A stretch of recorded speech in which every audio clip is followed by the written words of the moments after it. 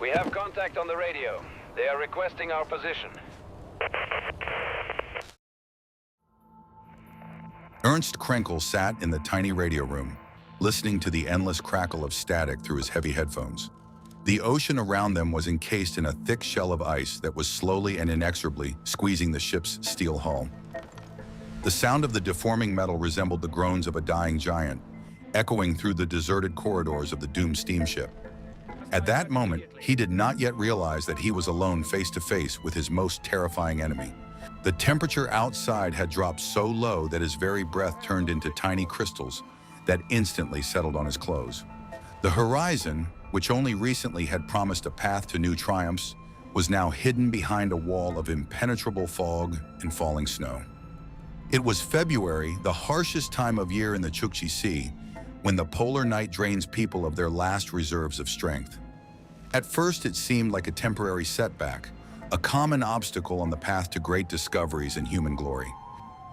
Every crack in the ice was seen by the crew as a sign of hope, as a promise of imminent liberation from this icy captivity.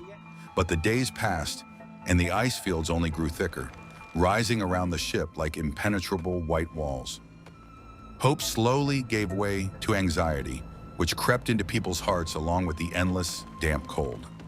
They did not yet know that they had become hostages to the harshest winter ever experienced by humans in these latitudes. The world they had left behind on the mainland continued to live its bustling life, making plans for the future. Here, however, time had stopped, frozen in an icy eternity where every moment could be the last for any of them. The crew still operated on autopilot, following the captain's orders and maintaining their customary maritime discipline.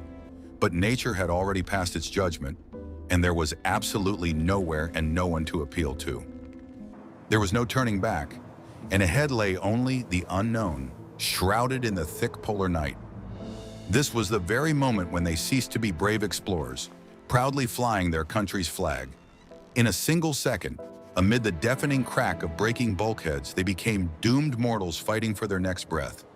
The story of their ambitions ended, giving way to the chronicle of a slow and incredibly agonizing struggle for survival in the ice. They were utterly alone, face to face with the cold, which knew how to bide its time with terrifying patience.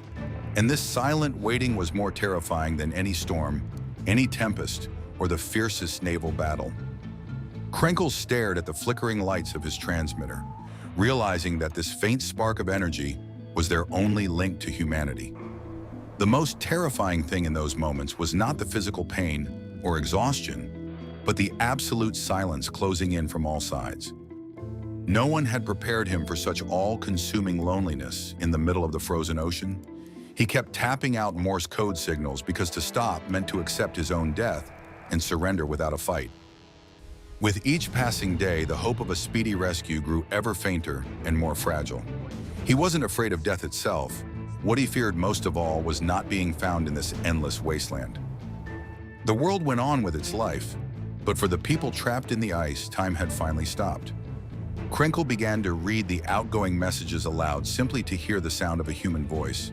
He clearly understood that the most dangerous thing about their situation was not the biting cold, but the creeping despair. He had long since stopped counting the days that had passed. Now he was obsessively counting the remaining slim chances. He had absolutely no idea whether this ship would survive the long night ahead. The ice did not merely bind the sea, it seemed to be trying to crush the world itself, squeezing it in its icy embrace. The dull grinding of the crumbling hull became the only music accompanying the crew in this endless white desert. The horizon was completely empty, and every person on board now understood this perfectly well. No one heard his cry, which dissolved into the howls of the merciless Arctic wind. Nature was in no hurry to kill him. It was simply waiting for the men to run out of strength to resist. They didn't know it yet, but this was the very moment when the story of their expedition came to a halt. From that moment on, they were no longer the crew of a Soviet ship. They had become survivors on a piece of ice. In the summer of 1933, the steamship left port with the ambitious goal of navigating the northern sea route in a single voyage. It was an era of great optimism, when blank spots on the map were seen as a challenge to human ingenuity.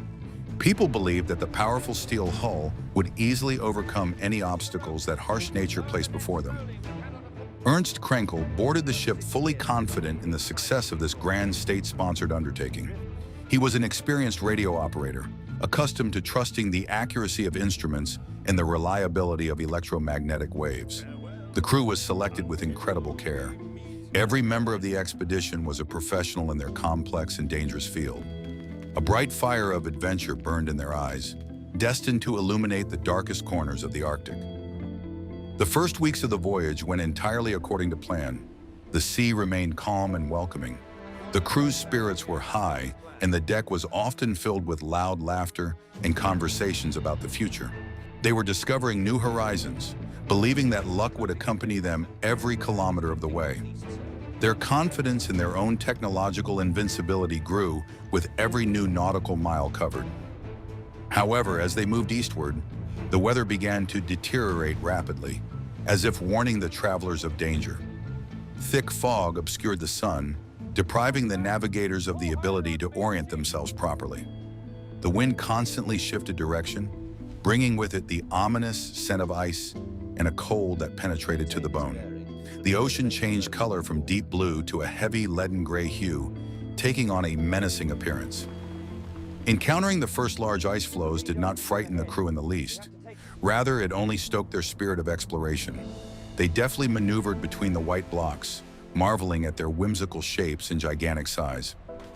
It seemed to them like nothing more than an exciting game, a sort of competition in the art of steering a massive ship.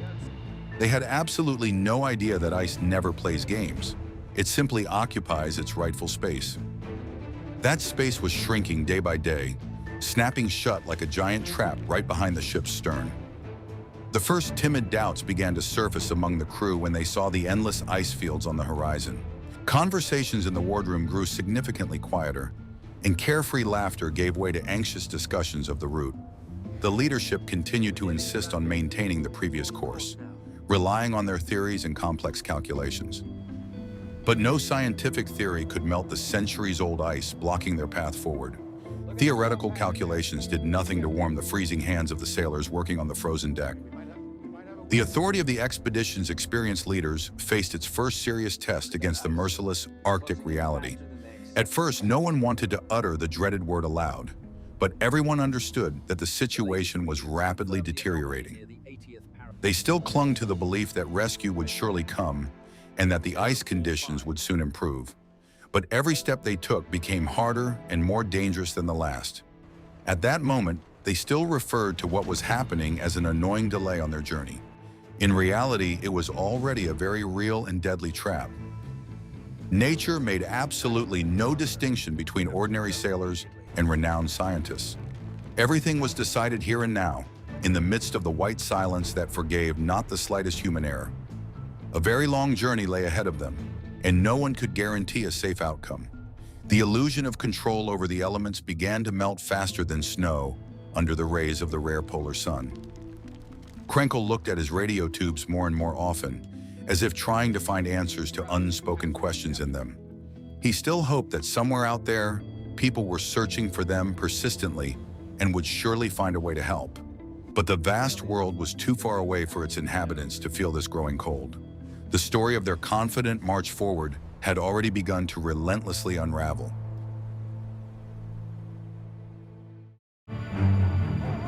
The Chukchi Sea did not greet the ship with open water, but with endless fields of solid, hummocky ice.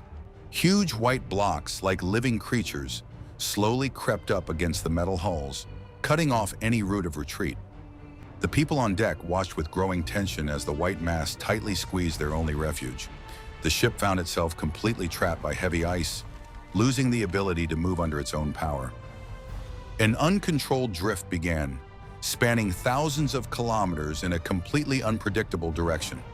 The ship turned into a helpless splinter, dragged by powerful currents through the icy desert. The map that the navigators had drawn in their minds no longer matched the harsh reality. The sea turned into a solid wall, completely impassable for any modern vessel. For the first time, the crew felt a true, primal fear of the untamed power of the surrounding elements. They were used to battling high waves and hurricane-force winds, but fighting solid water was impossible. The realization that the ship would no longer sail anywhere on its own came to the men in heavy waves. At first, they fervently hoped that the wind would change and the ice would retreat, freeing the trapped vessel. But the icy wind only grew stronger, driving in new fields of ice and reinforcing the walls of their floating prison. Every glance at the trapped hull took away a sliver of hope, forcing the people to face the bitter truth. They were firmly stuck here, at the very edge of the inhabited world, cut off from their familiar civilization. No one could come to their aid in these impassable latitudes anytime soon. The temperature continued to plummet, turning their damp work clothes into heavy, icy armor. This armor mercilessly restricted their movements and rubbed their frost-numbed skin raw. They had to work outdoors without stopping, simply to avoid freezing to death. People listened anxiously to the creaking of metal, realizing that the hull was under immense pressure. Krenkel spent days and nights at his radio transmitter, trying not to miss a single signal from the outside. The airwaves were filled with the crackling of the aurora and magnetic storms, drowning out the faint voices from the mainland. He still believed this was temporary, and that the ship would be able to break free from its icy captivity. But relentless time had already begun to work against every person on board. At first, it seemed like a temporary setback. Then it turned into a harsh and inevitable verdict. Panic began to spread across the decks much faster than the Arctic cold was seeping inside. Some of the senior officers already understood perfectly well how this drift might end. They looked at each other in silence and saw the carefully concealed fear in one another's eyes.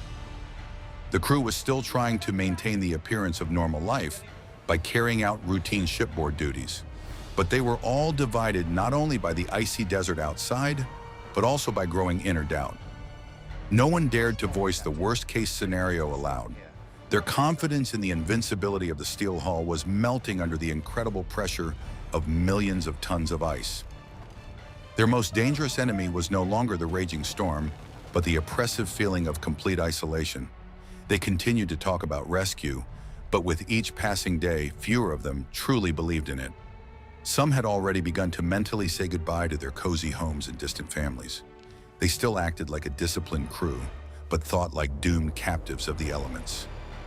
The question was no longer whether they would make it out of this icy labyrinth in time. The question was whether the metal hull would withstand this relentless pressure. Nature wasn't trying to kill them on purpose. It was simply doing its usual natural thing. The white web had closed in, and breaking free from it was now physically impossible. The nights grew longer and longer, mercilessly stealing precious time from the dim daylight.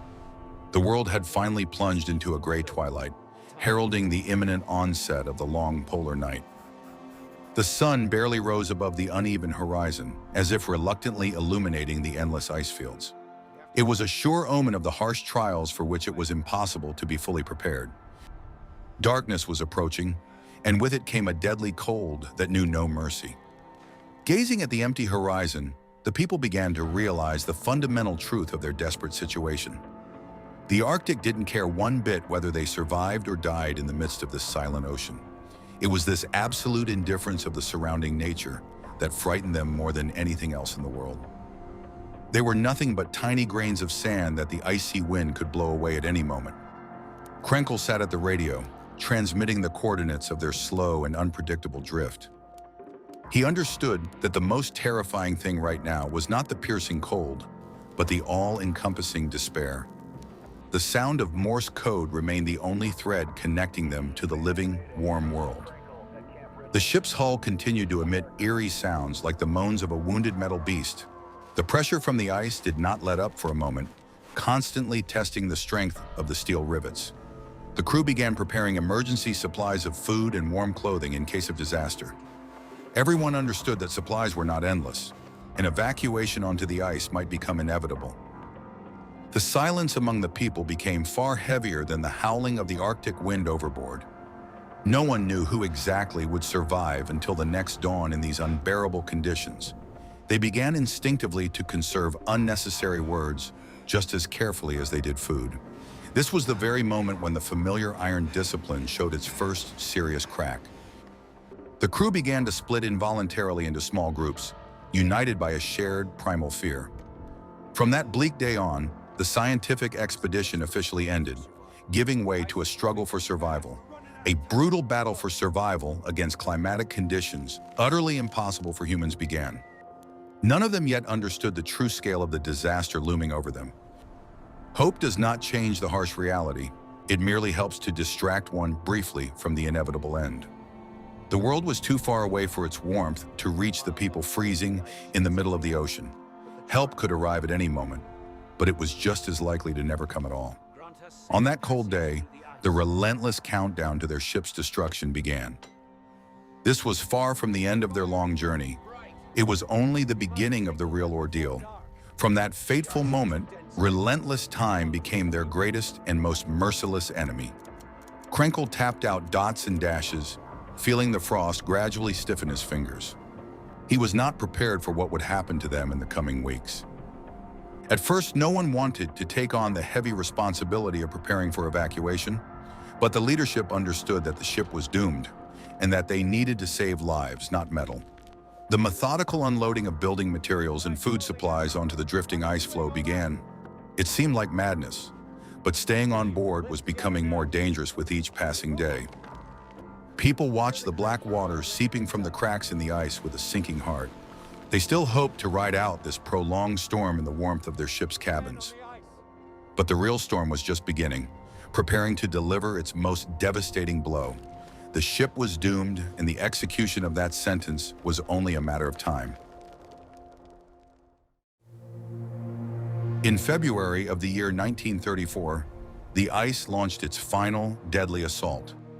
Huge white waves crashed with incredible force against the port side of the defenseless vessel. A deafening screech rang out, drowning out the howl of the wind as thick steel began to tear like paper. The ship shuddered with its entire massive body, as if it had received a fatal wound to the heart. Water poured into the holds at a terrifying speed, instantly flooding the engine room and cabins. A hasty but organized evacuation of 104 people onto the pre-prepared ice began. People grabbed their most essential belongings, realizing that every minute counted. Krenkel continued to transmit the distress signal until the generators began to choke on water. He was one of the last to leave the radio room, carrying the precious spare transmitter with him. Once out on deck, he saw the terrifying scene of the giant man-made creation's demise. The ship was listing to the bow, slowly sinking beneath the ice under the weight of the ocean water pouring in. People were running around, dragging crates of provisions away from the expanding, deadly ice floe. At that moment, he finally realized that there was no way back to the warm world. The steamship disappeared beneath the water, with a heavy sigh of compressed air escaping from the holds. All that remained of the enormous vessel was churning black water, strewn with small debris. 104 people were left standing on a drifting ice floe in the middle of the dark polar night. The air temperature on that dreadful day dropped to -40 degrees Celsius. The freezing air instantly burned their lungs, causing them to gasp for breath with every deep inhalation. They stared at the empty space where their warm and safe home had just been.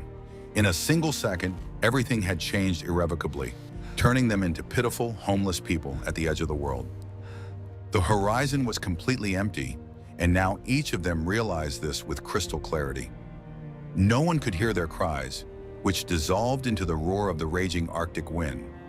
This was the first day of their real, unbearably cruel test of fortitude. They were left completely alone with the cold, which forgave not even the slightest weakness. At this critical moment, absolutely everything depended solely on their own organization. The men began building a tent camp right on the snow, using salvaged planks and tarpaulin. Their hands were freezing in the cold, but stopping meant freezing to death within a few hours. Every subsequent step and blow of the hammer became physically harder than the last. Krenkel carefully set up his radio in a tent hastily assembled from planks. He understood that without communication, this camp would turn into a mass grave on drifting ice. His fingers refused to obey him, but he stubbornly connected the wires with his frozen hands. The most terrifying thing was not the physical pain of frostbite, but the menacing, deathly silence of the airwaves. He didn't know exactly how many days they would have to spend in this snowy hell without hope. From that moment on, they ceased to be explorers and became fighters for survival. No one in the world had prepared these people for such a level of isolation and deprivation. But the instinct for self-preservation drove them to move, build shelters, and light a life-saving fire. Nature was in no hurry to finish off the survivors. It simply watched their pitiful attempts with indifference. The ice beneath their feet was fragile, ready to crack at any moment and swallow the camp. They fell asleep in their icy sleeping bags, listening to the creaking of the ice floe drifting beneath them. That first night on the ice seemed longer to them than their entire previous, comfortable life. Morning brought no saving warmth. Only a faint gray glow barely marked the horizon. The camp on the ice floe looked like a pitiful handful of trash, accidentally tossed into the white infinity. People woke up, their teeth chattering from the cold, and stared in horror at the icy walls of the tents. Every movement caused sharp pain, as their joints hadn't had time to warm up while they slept. A harsh routine of survival began, where the top priority was staying warm and obtaining fresh water. They had to chop ice with axes and melt it on tiny stoves, conserving precious kerosene. Food was strictly rationed. Every gram of hardtack and canned goods was carefully accounted for. Hunger had not yet fully set in, but its icy breath was already felt on their necks. Illnesses began to mow down people, weakened by constant stress and a lack of proper nutrition. A simple cold in such conditions could easily develop into fatal pneumonia. The expedition's doctor did everything he could, but his meager supply of medicine was rapidly dwindling. Fear of incurable disease became a constant companion for every inhabitant of this ice camp. The psychological pressure of isolation proved far more terrifying than any physical exhaustion. People were confined to a small space, constantly seeing the same emaciated faces before them. Minor arguments flared up over the slightest trifle, threatening to escalate into serious conflicts. The leadership had to make enormous efforts to maintain the fragile order and discipline. They began to ration their words as carefully as they did the meager remains of their provisions. Some of the survivors were already mentally calculating who exactly would be the weakest link in the group. The silence between them sometimes became so thick, you could cut it with a knife. They continued to speak aloud of rescue, but their eyes betrayed their growing inner despair. The cold united them during the day while they worked, and cruelly tore them apart at night in the cold tents. With each passing day, the hope of a quick rescue grew ever fainter and more illusory. He wasn't afraid of death. He was terrified of remaining unidentified forever beneath the thick ice. The world kept moving forward, but for these people, time had frozen at a single point of agony. The nature around them showed not the slightest aggression. It simply existed by its own laws. Endless white ice stretched beyond the horizon, leaving not a single dark patch of open water. It was an incredibly beautiful sight, yet utterly deadly in its purity. The camp was slowly but surely sinking into the abyss of physical and mental exhaustion. None of them were fully prepared for what awaited them in the coming weeks. They had long since stopped counting the days that had passed. Instead, they obsessively calculated their remaining chances of survival. Everyone understood that their supplies were not endless, and that the ice floe could split at any moment. They stood on the very edge of the abyss, waiting for the ice beneath their feet to finally give way. On one of those endlessly long days, a deafening sound rang out, like an artillery shell. The ice floe on which the camp was situated suddenly began to crack and split right beneath the tents. Black, icy water surged menacingly from the fissures, swallowing the snow. Panic spread among the people much faster than the biting Arctic cold. In a matter of seconds, the camp was split in two by a widening dark chasm. People scrambled along the edge of the precipice, trying to throw their belongings across and jump onto a more secure piece of ice. The team began to literally crack at the seams along with its fragile foundation. No one wanted to take responsibility for any potentially fatal mistakes in this chaos. In that terrifying moment, they nearly ceased to be an organized team of people. They looked at each other across the strip of water and saw only raw animal fear. The most dangerous enemy was not the crack in the ice, but the sudden, deep mistrust that flared up. It was that very moment when the remnants of their former discipline began to seriously crack. Krenkel risked his life to save the heavy batteries of his radio from falling into the black abyss. He understood that without a power source, his transmitter would become a completely useless piece of metal. The physical effects of stress manifested as unceasing shivering and sudden fainting spells. Their bodies were wasting away, weakness permeating their muscles, turning every movement into a veritable torture. Some people began to experience auditory hallucinations due to extreme exhaustion. They heard the roar of airplane engines where only the icy Arctic wind howled. They ran out of their tents, straining to see the gray sky, but found only a crushing emptiness there. These false hopes wore down their nervous systems far more than the waiting itself. He still hoped that rescue expeditions were searching for him, but his doubts grew with every passing hour. Nature was in no hurry to kill him. It was relishing the process of their slow destruction. At first, it seemed like temporary isolation. Then it turned into a harsh death sentence.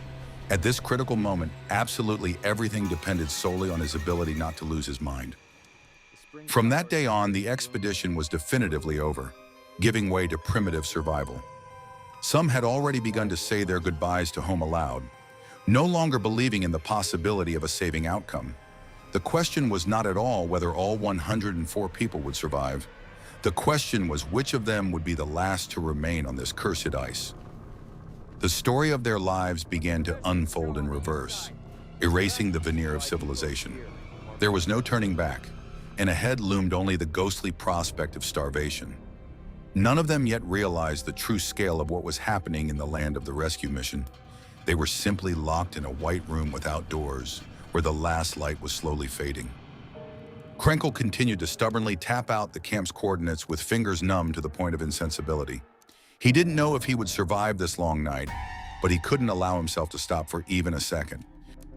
The most terrifying thing was not the piercing physical pain, but the suffocating silence in his headphones. He was left alone with the cold, which was methodically draining the very life out of him. The slow destruction of the human psyche had reached its critical and most dangerous point. Food supplies were dwindling before their eyes, despite the strictest controls and ration cuts. People's faces had grown gaunt, their skin had taken on an ashen hue, and their eyes had sunk deep into their sockets. The weakness had become so unbearable that they needed their comrades' help just to leave the tent. There came a moment when they clearly realized perhaps no one would ever come to their aid. It was a profound emotional breakdown, after which many stopped fighting for survival. They lay in their sleeping bags, staring at the tent ceiling with empty, expressionless eyes. The hope that had kept them warm during their first weeks had finally turned to cold ashes. The outside world was too far away, and its problems seemed absurd and utterly insignificant from where they were. Help might come, or it might be lost forever in the endless snows of Chukotka. On that day, the real countdown to the mass death of all the camp's inhabitants began. This was not the end of their suffering. It was a descent into the very depths of human despair. They still continued to function as a crew, but thought exclusively as doomed men. No one wanted to look their neighbor in the eye, afraid of seeing their own reflection there. The panic had subsided, giving way to a heavy, lingering apathy that paralyzed the will to live. The cold seeped through the thin walls of the tents, freezing even thoughts of possible rescue. Krenkel sat at the transmitter, feeling his consciousness periodically slip into darkness. He no longer understood whether he was transmitting coherent text or simply pressing the key out of habit. At that moment, he finally realized that he was completely alone in this radio frequency void. No one heard his cry for help, lost amid the magnetic storms of the aurora. Everything changed in a single long second when he stopped believing in the reality of the outside world. The horizon remained endlessly empty, and his mind finally accepted this terrifying fact. He was not prepared for what would happen to him after fully accepting his own imminent death. This was the first day of his true spiritual test of endurance. Nature made no distinctions between the sick, the weak, or the incredibly strong.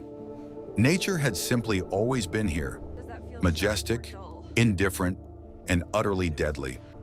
They began to realize that there might be no supernatural help from outside. The most dangerous thing now was not the ice cracking beneath their feet, but the complete loss of the will to live. The team quietly split into two camps, those who still believed and those who had already mentally surrendered to fate. They continued to mechanically talk about rescue, but their voices sounded dry and completely lifeless. Everyone understood perfectly well. Their meager supplies were not endless, and miracles do not happen in the Arctic. The only question was how long this collective death throw would last. The story had already begun to twist into a tight knot of pain, cold, and hopeless loneliness. None of them understood the true scale of the government rescue operation on the mainland.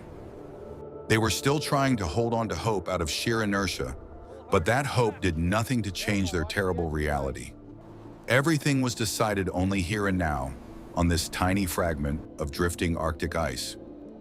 A long and agonizing end awaited them, and many were ready to accept it right now. Krenkel closed his eyes, listening to the monotonous sound of the wind, which had replaced the radio broadcast for him. He began to speak aloud, addressing invisible listeners, simply to keep from going mad. He didn't know if he would survive the night, but his fingers still clutched the icy transmitter key. On March 5th, a faint but clear signal suddenly cut through the constant static on the radio. Krenkel froze, unable to believe his ears, fearing it was yet another cruel auditory hallucination. But the Morse code repeated itself, confirming that the government commission on the mainland was operational. It wasn't just a connection, it was a bright beam of light piercing through months of polar darkness. An incredible wave of excitement instantly swept through the camp. People ran out of their tents and wept. They began hastily clearing a flat area on the ice, preparing an improvised runway. The work was unbearably hard. Their exhausted bodies refused to obey the commands of their minds. But the sudden return of hope gave them strength they never knew they possessed. Soon a small black dot appeared on the horizon, rapidly growing in size. The sound of an aircraft engine shattered the familiar silence of the Arctic, causing the people to shout with wild joy. The Soviet plane circled over the camp, searching for a safe spot for a risky landing on the ice. The pilots performed a true feat, landing the light aircraft on an uneven, drifting ice floe. It was the moment after which absolutely everything around them changed for the better. The story of their rescue had already begun to unfold right before the eyes of the utterly astonished people. They looked at the living pilots and realized that their connection to the wider world had finally been restored. Help had arrived after all, shattering the wall of despair that the elements had been building around them for so long. The most unprecedented and complex rescue operation in the history of world aviation at that time began. The planes took to the air with incredible difficulty, barely managing to lift off from the short ice runway. Those left behind on the ice watched them depart with lingering glances, mixed with tears of relief and joy. However, the weather continued to make its cruel adjustments, often interrupting the rescue flights for days at a time. Those who remained in the camp continued to live in constant nervous tension and fear. The ice floe could split at any moment, destroying the landing strip and the remains of the tents. Waiting for their turn to be evacuated turned into a new, no less sophisticated form of psychological torture. Krenkel remained at the radio, coordinating flights and relaying reports to the rescuers on the mainland. He still believed that this sudden delay was a temporary obstacle on the way home, but treacherous time had already begun working against the exhausted people left on the ice floe once again. Each passing hour of waiting became harder than the last, wearing away the last shreds of their nerves. He began to realize that even now, when rescue was near, there might not be enough help for everyone. The most terrifying thing was not the pain of the cold, but the ringing silence between the rare plane landings. He didn't know how many more days they would have to spend alone on this melting island. From that moment on, he was no longer just a survivor, he had become the link to rescue. None of the pilots had been prepared for just how difficult it would be to land the plane on these ice ridges. They kept flying because stopping meant condemning those left behind to certain death. With each passing day, the landing strip grew smaller due to new cracks in the ice. He wasn't afraid of dying during takeoff. He was terrified of not making it onto the rescue plane in time. The world held its breath as it watched this operation. But for them, time dragged on unbearably slowly. April brought a slight warming, which made the ice loose and extremely dangerous. The runway was rapidly deteriorating, turning every takeoff into a game with death. The pilots made several flights a day, squeezing every last drop of life out of their equipment. The number of people in the camp gradually dwindled, leaving behind empty ice tents. On April 13th, the last plane landed on the remains of the runway to pick up the remaining people. The camp looked like an abandoned ghost town, consisting of trash, planks, and torn tarpaulins. People quickly boarded the cabin, not looking back at the sight of their most terrible suffering. The engine roared and the plane heaved itself off the melting ice, carrying them into the safe sky. At that moment, Krenkel looked down through the plane's window at the receding white wasteland. There was no turning back, and now that fact brought only incredible relief. The horizon below them was just as endlessly empty, but now it did not fill them with fear. None of them would ever again hear the screech of treacherous Arctic ice cracking beneath their feet. They still couldn't believe that this icy nightmare was finally behind them, but time had already begun to work toward their gradual physical and emotional healing. At first, this return to life seemed unreal, like a long and very strange dream. They were completely unprepared for the noise and bustle that awaited them on the mainland. It was the very first day of their new life, a real one made possible by the pilots' courage. They still hoped that nightmares would not haunt them at night in their warm city apartments. But the icy landscapes were forever imprinted on the retinas of their eyes, weary from the whiteness. Nature wasn't trying to haunt them. It simply remained where it had always been. Every subsequent breath of warm air seemed to them an incredible and most precious gift from fate. They began to realize that real help was no longer needed, and they were completely safe. The most pleasant sound now was not the crackling of the Morse code, but the calm, steady hum of the airplane engine. They did not know that world fame and universal public recognition awaited them. They were left alone with warm memories of those who had helped them survive on the ice. At that moment, everything depended on their ability to adapt to normal human conditions. They didn't know how long it would take to forget that all-pervading Arctic cold. From that moment on, they were no longer doomed survivors. They had once again become the nation's heroes. No one could have prepared them for the sudden return to the bustling world of the living. With every hour of the flight, the ice edge receded further, giving way to dark water. They weren't afraid of being forgotten. They simply wanted to be in the arms of their loved ones as soon as possible. The world had carried on, and now they were once again its full-fledged and integral part. All the survivors gazed silently out the portholes, replaying the events of the past months in their minds. They no longer considered their rescue a miracle. They saw it as the result of incredible human perseverance. The question was not whether they had physically survived this unequal battle with nature. The question was whether this piercing cold had settled in their souls forever. Abandoned on a drifting ice floe, the camp was rapidly becoming part of the surrounding natural landscape.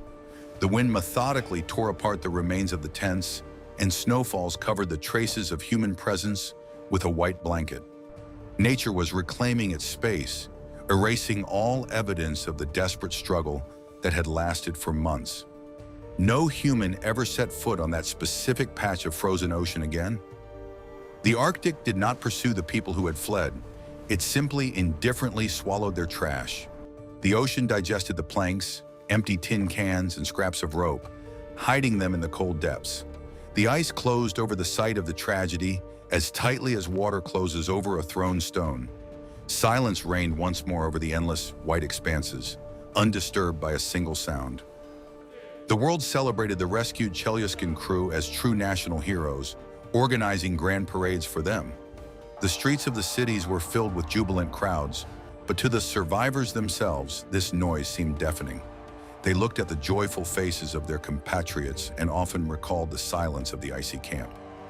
An invisible wall of ice, built from their shared experience, now stood forever between them and the rest of the carefree world. Krenkel returned to his work, but the sound of Morse code now always reminded him of loneliness. At that moment, as he stood on the podium, he did not yet realize how much he had changed inside.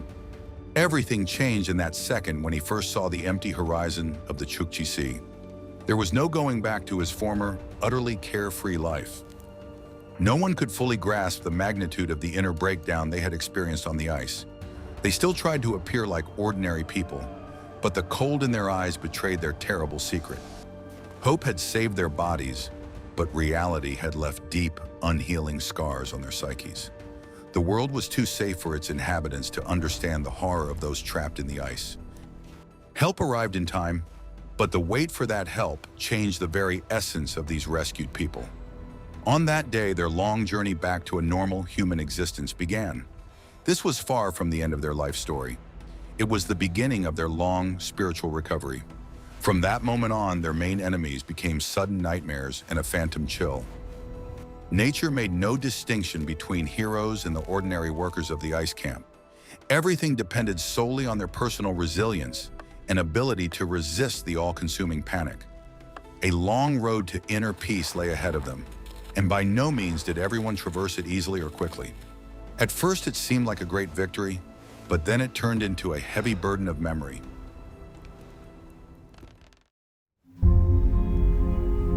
They continued to live, but a part of their souls remained frozen forever in that icy desert. No one wanted to say out loud that they still wake up at the sound of cracking ice. They looked at each other at gatherings and saw what the enthusiastic journalists failed to notice. The most terrifying thing was not the pain of the past, but the deafening Arctic silence that remained with them forever. The story had already begun to take on the air of a legend, losing its finer details and the sharp edges of their suffering. From that day on, the expedition became a symbol of triumph, concealing a primal fear behind a facade of heroism. Some had already mentally rewritten their memories to make them less painful for themselves. The question was not how true this new official story of their survival was. The question was that the Arctic would forever remain utterly indifferent to any human feats. It did not try to kill them quickly. It simply waited patiently for their inevitable physical mistake. Nature is neither good nor evil. It simply does not try to save those who challenge it. The ending of this story sounds cold and simple. The Arctic didn't kill anyone, it simply waited.